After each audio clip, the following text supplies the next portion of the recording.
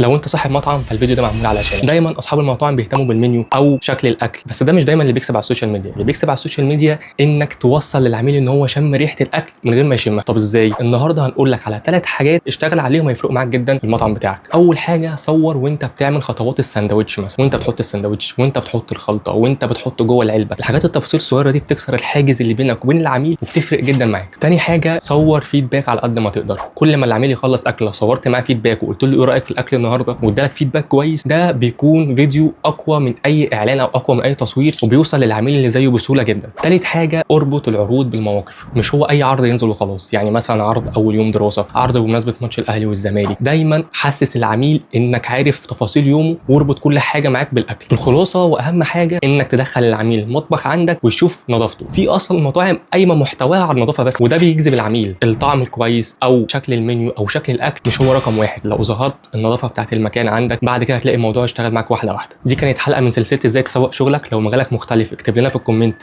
مجالك ايه واحنا هنعمل لك عنه فيديو مخصوص. سلام.